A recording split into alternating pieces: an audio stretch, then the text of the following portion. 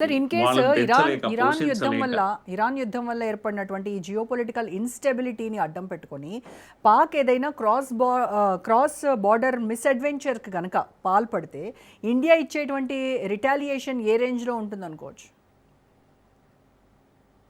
3 రోజుల్లో యుద్ధం క్లోజ్ అవుతుందమ్మా నాకు తెలిసి. 3 మాక్సిమం 4 డేస్‌లో పాకిస్తాన్‌తో యుద్ధం క్లోజ్ చేయగలుగుతుంది.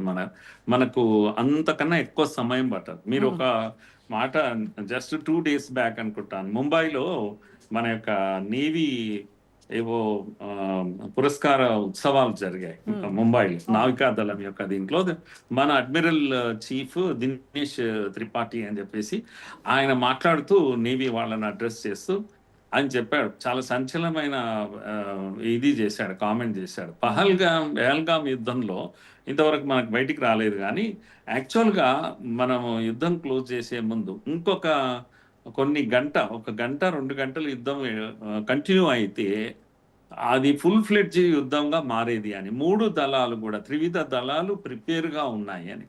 కరాచీ తర్వాత ఓడరేవుల పైన దాడి చేయడానికి నేవీ కూడా సిద్ధంగా ఉంది, ఎయిర్ ఫోర్స్ సిద్ధంగా ఉంది. అంటే పాకిస్తాన్ను మట్టు పెట్టేది అన్నాడు. నిజంగా అయితే ఈ యుద్ధం కనుక ఇంకో గంట 2 గంటలు ఎక్స్ట్రా కొనసాగితే పాకిస్తాన్ పరిస్థితి భిన్నంగా ఉండేది అని ఆయన చెప్పినటువంటి కామెంట్. ఎందుకంటే 3 దళాలు ప్రిపేర్ అయ్యాయి. పర్టికులర్గా నేవీ కరాచీ దగ్గరకు వెళ్ళి కూర్చున్నది ఎప్పుడు దాడి చేయాలని చెప్పేసి. అందుకే పాకిస్తాన్ కాళ్ళ బేరానికి వచ్చింది. అమెరికా వార్నింగ్ ఇచ్చింది పాకిస్తాన్, అరే చస్తారా బాబు మీరు, వాళ్ళు ప్రిపేర్ అయిపోయారు, ఫుల్ ఫ్లెడ్జ్ వార్కి వెళ్ళిపోతా ఉన్నారు, మీరు కనుక వెంటనే ఆపకపోతే, అడుక్కోకపోతే అంటే అప్పుడు పాకిస్తాన్ దిగి వచ్చింది, మనల్ని రిక్వెస్ట్ చేసింది, మనం కూడా క్లోజ్ చేసాం. ఇది ఇప్పుడు మనకున్నటువంటి ధైర్యము, స్థైర్యము, మన యొక్క ప్రిపరేషన్. అందుకే త్రిపాఠి గారు చెప్పింది ఏంటి అంటే, నేవీ ఎంత బలంగా ఉంది అంటే ఒక 1-2 డేస్లో వాళ్ళ పోర్ట్స్ అన్నీ కూడా ఖతం అయిపోతాయి. అలాగే ఎయిర్ ఫోర్స్ అలాగే ప్రిపేర్. అంటే 3 డేస్ మ్యాక్సిమం మనకు సమయం, అంతకన్నా ఎక్కువేం పట్టదు. పాకిస్తాన్ ఏమంటాము తునాతునకలు చేయగలుగుతాం, అంత బలం ఉంది. పైగా వాళ్ళు బెలూచిస్తాన్ లాంటి ప్లేస్లో, లేకపోతే ఆఫ్ఘనిస్తాన్ బార్డర్లో అనేక డిస్టర్బెన్సెస్ వాళ్ళకు ఉన్నాయి, తలనొప్పులు వాళ్ళకు ఉన్నాయి. ఈ టైంలో పాకిస్తాన్ యుద్ధం చేసే సమయం కాదు. కానీ అమెరికా యొక్క ఒత్తిడి తట్టుకోలేక పాకిస్తాన్ డబ్బు ఇస్తాం మీకు, అది ఇస్తాం అనే డబ్బు కోసం ఏదైనా చేస్తుంది పాకిస్తాన్. ఆఫ్ఘనిస్తాన్ పైన బాంబ్ చేసి 400 మందిని ఖతం చేసింది. ఇవన్నీ కూడా ఎందుకు చేస్తుంది అని, అదిగో సౌదీ అరేబియాతో ఒప్పందం కుదుర్చుకున్నది. సౌదీ అరేబియా అడుగుతుంది, రాబోయే మాకు ఇరాన్ నుంచి కాపాడు, యుద్ధం నీ ఒప్పందం ఏమైంది అని. అంటే అక్కడ వెళ్ళకూడదు అంటే ఏం చేయాలి, నేను యుద్ధంలో ఉన్నాను ఆల్రెడీ ఆఫ్ఘనిస్తాన్తో అని చెప్పడానికి బాంబు చేసింది. ఇలాంటి ఒక పిచ్చి రాజ్యం అది, ఏం చేస్తుందో తెలియదు. ఒక బాధ్యతాయుతమైనటువంటి ప్రభుత్వాలు అక్కడ లేవు. నేను ఇంతకుముందు కూడా చెప్పాను, అన్ని దేశాలకు ఆర్మీ ఉంటే పాకిస్తాన్కేమో ఆర్మీ చేతిలో పాకిస్తాన్ ఉంది, ఒక దేశం ఉంది కనుక అది ఒక ఆర్మీ దేశం, ఆర్మీ నియంత్రణ చేసేటువంటి దేశం. లేటెస్ట్గా నిన్న వస్తున్నటువంటి వార్త ఏంటంటే, ఈ మునీర్ యొక్క అసీం మునీర్ యొక్క కదలికల మీద కంప్లీట్గా దృష్టి పెట్టింది. క్షణం ఎక్కడెక్కడ మూవ్ అవుతున్నాడు అనేది ఇప్పుడు మన వాళ్ళు ఆరాధిస్తున్నటువంటి విషయం. యుద్ధమే ప్రారంభమైతే మొట్టమొదటి చచ్చేవాడు అసీం మునీర్, మనకు వస్తున్నటువంటి వార్త. కనుక అంత ప్రిపరేషన్తో ఉన్నాం. రాజ్నాథ్ సింగ్ గారు కూడా గట్టిగా చెప్పేశాడు కదా, మీ యొక్క అంతు చూస్తాం, గతంలో లాగా ఉండదు, ఆపరేషన్ 2 అవుతుంది ఇది, కనుక మీరు దీన్ని తట్టుకోలేరని చెప్పేసి గట్టి వార్నింగ్ ఇచ్చారు. అందులో సాహసానికి పాల్పడకండి అని. అంటే అమెరికా వాళ్ళ పరిస్థితి ఏంటంటే, ముందు నువ్వు వెనక్కి పోయి అమెరికా మాట వినాలా వినకూడదా, వింటే ఒకటి, వినకపోతే ఒకటి.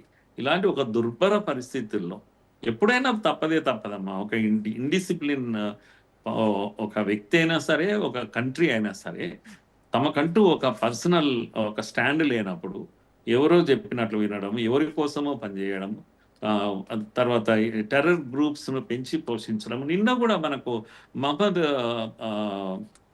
తాహిర్ అన్వర్ అని చెప్పేసి టాప్ మోస్ట్ టెర్రరిస్ట్ను మన వాళ్ళు నిన్న చంపేశారు. కనుక ఇవి జరుగుతూనే ఉన్నాయి, నిరంతరం జరుగుతాయి. లేటెస్ట్గా ఈ వార్తలు ఏంటంటే, పీఓకేలో ఉన్న ఇంకా టెర్రరిస్టులు ఎవరున్నా వాళ్ళందరి లిస్ట్ ప్రిపేర్ అయిపోయింది అన్న, మన దగ్గర రెడీగా ఉంది అని. ఎందుకు ఇలా చేశారు, లిస్ట్ ఎందుకు ప్రిపేర్ చేస్తున్నారంటే, ఇప్పుడు యుద్ధం వస్తే వరుస పెట్టి వీళ్ళని కొట్టేస్తాం మనం, వీళ్ళే కారణం కనుక ఆ! ముందే కొట్టాల్సింది ఎవరు? ఏ ఏ ఏ ప్లేస్‌ను టార్గెట్ చేయాలి? ఏ వ్యక్తిని టార్గెట్ చేయాలి?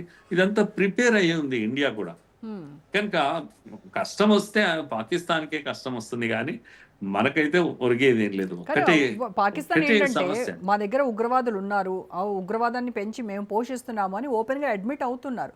But at the same time మళ్ళీ వెస్టర్న్ కంట్రీస్ అదే ఈ పాపము మాది కాదు అనేటువంటిది ఒక విక్టిమ్ కార్డ్ ప్లే చేస్తా ఉన్నారు.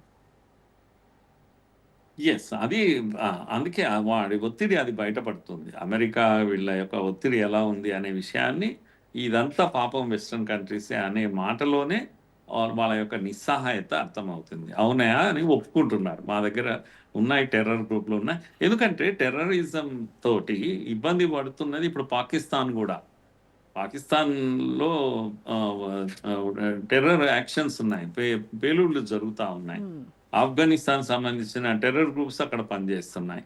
అట్లాగే ఈ 2, 3 ప్లేసెస్‌లో బలూచిస్తాన్ సంబంధించిన వాళ్ళు అక్కడ పనిచేస్తా ఉన్నారు. ఇన్ని రకాల టెర్రర్ గ్రూప్స్ తట్టుకోలేకపోతున్నారు.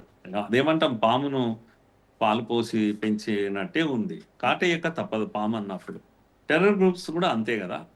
కనుక ఇలాంటి ఒక ఒత్తిడి పాకిస్తాన్‌కు జీవితంలో ఎన్నడూ రానటువంటి సమస్యలు పాకిస్తాన్ ఎదుర్కొంటుంది. ఓ రకంగా చెప్పాలంటే రోజా గారు నేనేమంటానంటే పాకిస్తాన్ బాధలు ఇవన్నీ గూడా. హ్మ్. పాకిస్తాన్ గంభీరంగా పైకి మనకు స్టేట్మెంట్ ఇవ్వచ్చు. లేతే యుద్ధం చేస్తాం, మీ సంగతి చెప్తాం అని వాళ్ళు అలా మాట్లాడినప్పటికీ అది మనం అర్థం చేసుకోవాల్సింది అయ్యో! అయ్యో పాపం పాకిస్తాన్ ఎంత ఒత్తిడిలో ఉంది హ్మ్. అని మనం అనుకోవాల్సిందే. ఎందుకంటే వాళ్ళ ఆర్థిక స్థితి ఏమాత్రం బాగాలేదు వాళ్ళకు. సప్లైస్ అన్నీ గూడా ఆగిపోయినాయి. ఈవెన్ చైనా గూడా గొప్పగా వాళ్ళకి సహాయం చేసే స్థితిలో చేయడం లేదు. అందుకో ఏమో. సో, అన్ని వైపుల నుంచి ఒత్తిడి ఎదుర్కొంటా ఉంది. పెట్రోలియం చమురు పదార్థాల్ని కొనే స్థితి లేదసలు. డబ్బులు లేవు వాళ్ళ దగ్గర. హ్మ్. సో, ఇలాంటి ఒక పరిస్థితిలో యుద్ధం చేస్తుందని ఎందుకు అనుకుంటాం? చైనా గూడా బుద్ధి చెప్పి పంపింది. ఎందుకు చేస్తావయ్యా యుద్ధము పనిలేదా నీకు అని చెప్పి పంపినటువంటి విషయం. మరి అయితే సహకారం ఇంకొక లేదు. ఇం చైనా సహకారం లేతే యుద్ధం. ఇంకొక వెర్షన్ యెస్. ఏమనిపిస్తుందంటే సార్, ఇప్పుడు మీరన్నట్టుగా పాకిస్తాన్ ఎకానమిక్ ఇది చూస్తే ఇట్స్ స్లోలీ మెల్టింగ్ డౌన్. కంప్లీట్‌గా అది అయిపోయింది. అలాంటి వెళ్తుంది. పరిస్థితి నుంచి ప్రజల దృష్టిని మళ్లించటానికి ఈ రకమైనటువంటి ఒక భారత్‌తో మనకొక కాన్ఫ్లిక్ట్ ఉంది అని దీన్ని మేజర్‌గా చూపించేటువంటి ప్రయత్నం ఒక డైవర్షనరీ టాక్టిక్‌గా ఏమైనా అనుకోవాలంటారా ఇది? అవును. అది వాళ్ళ దగ్గర ఎప్పుడు ఉండే ఆయుధమే అది. ఎప్పుడు ప్రజలను డైవర్ట్ చేయాలి, దృష్టి మరల్చాలి. అంటే ఇగో మేము ఎంగేజ్ ఉన్నాం. యుద్ధంలో ఎంగేజ్ అయిపోయాం. ప్రతిదానికి ఆ విధంగానే ఇగో ఇండియా మన పైకొస్తుంది. మనల్ని రెచ్చగొడతా ఉంది.